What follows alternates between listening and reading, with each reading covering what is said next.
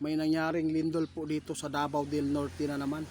Kaya sa lahat po ng makapanood sa atin, ito po talaga ang mga babala ng ating kaibigan.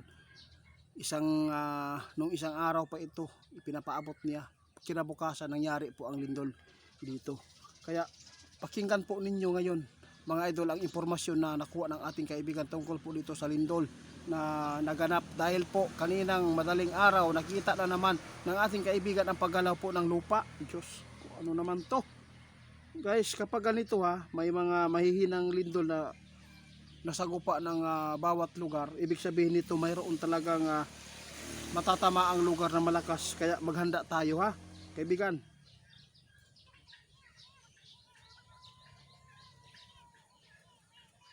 Mga idol, sinabi ng ating kaibigan ng itiit, mag-ingat po sa katapusan ng Mayo o April man yata tayo ngayon. Mag-ingat tayo mga idol, dahil si kaibigan mismo ngayon ang nagpaabot na kaganina na ay pagyanig sa ilalom sa lupa, gumalaw. Ibig sabihin nito mayroon po mga lugar na makakaranas po ng malakas na lindol. Kaya sa lahat po ng mga nakaranas po noon ng malakas na lindol, pinapaalalahan po kayo ng ating kaibigan na maghanda at mag-ingat po lagi sa inyong mga lugar kung saan ito nakaranas kayo, dahil si kaibigan mismo ang nakakita ngayon ng mga sign at nangyari na po ang sign na sinasabi po nila na paggalaw po sa ilalim lupa. At saka dito po sa Davao del Norte, grabe po ang pagyanig ng lindol.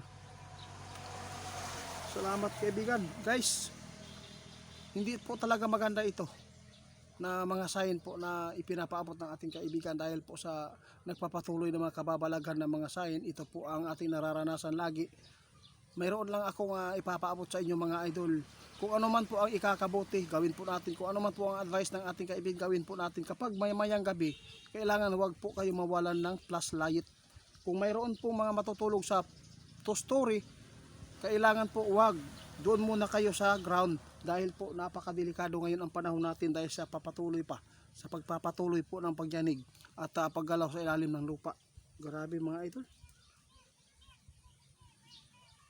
Oo, totoo yan kaibigan. Tingnan po natin ang ating sitwasyon dito mga idol. Grabe ang hirap po ng kalagayan. Napakaraming mga tao walang kain, walang trabaho. Alam po ninyo, may balita na bumaba daw ang presyo ng gasolina o diesel, ng 20 ang diesel, 4 ang diesel. Nang pumunta ako dito sa sentro ng Davao del Norte, bakit walang nagbago Ganon pa rin ang presyo. Bakit po? Di ba ipinapaabot na yan ni BBM? Pero bakit walang tumupad dito? Oo, yun po.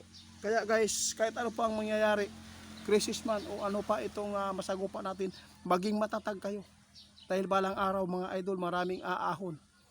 Magtiis lang. I-encourage ko kayo mga idol. Mag-ingat lang po tayo mga idol sa mga sakuna Mahirap po pag namatay tayo sa sakuna lang. Kailangan natin na ipaglaban po at alagaan natin ang ating sarili, lalo na ang ating pamilya. Mga idol, wala kaming intention po na ito po ang aming ginawang content para panakot. Hindi. Dahil nangyayari na po ito mga idol. Mag-ingat tayo sa mga aksidente ngayon at sunog dahil sa sobrang init po dito sa Mindanao.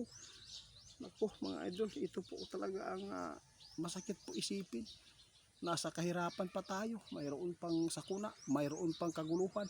Ang ating bansa na inihalal po natin dyan, namuno para po maalagaan po ang taong bayan, mas lalo pang naguguluhan at kaguluhan ng naaani natin po ngayon sa pamumuno ng ating presidente. Salamat kaibigan, sige po. Alam po niyo mga idol, ang mga binababala ng ating kaibigan, yung mga ikakabuti po na kaligtasan natin.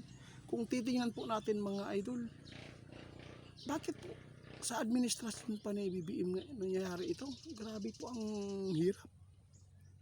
Ang daming nagsasabi, kung hindi daw si BBM ang mangulo o namuno ngayon, hindi daw bulgar ang mga flood control at ang mga kawatan. sus na mga idol, sinabi ng ating kaibigan, na bulgar nga.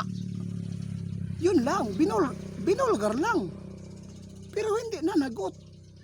Paano managot, mga idol? Tama yung sinasabi nila. Kapag kumontra ka sa administrasyon na to, ikaw pa ang mapipriso. Kaya sa lahat ng mga tao ngayon na sumusuporta sa bawat isa, wag na lang po tayo makipag-away, mga idol. Ingat na lang tayo. Ano na lang tayo, ipanalangin na lang natin po yung nangyayari. Nangyayari na eh. Maraming nagsasabi, kung hindi daw dahil kay BBM hindi matutuklasan ang mga kawatan. Sinadya nga eh. Binisto nga niya eh. Binisto na nga niya, pero hindi pa rin natutugunan. Dahil paano matutugunan? Mga tao din yan nila eh. Ay, ang sarap na talaga maging banatbay. Dahil po sa nangyayari ngayon, naaawa ako sa mga tao, mga idol. Umiiyak dahil sa sobrang mahal ng bilihin. Sa sobrang daming makamit ang hustisya sa mga ninakaw ng mga flood control. Binisto nga ang mga magnanakaw, pero ang hirap lang pagkabisto, ngayon pa. Wala pong napapatunayan na priso.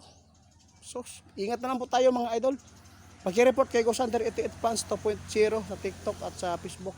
Pasensya na, mga idol kung ganito po ang aking kasi naramdaman ko talaga. Hindi naman tayo bubo. Nakita natin po ang nangyayari ngayon. At sa nagdaang mga administrasyon, alam natin po, hindi naman perfecto din si Tatay Digong. Oo, maraming pinatay nga. Pero mga salot naman po. Pero ngayon, ang daming mga inosente man po ang pinatay. Ang dami po mga nabuking na mga kawatan. Pero mga tropa man nila yan.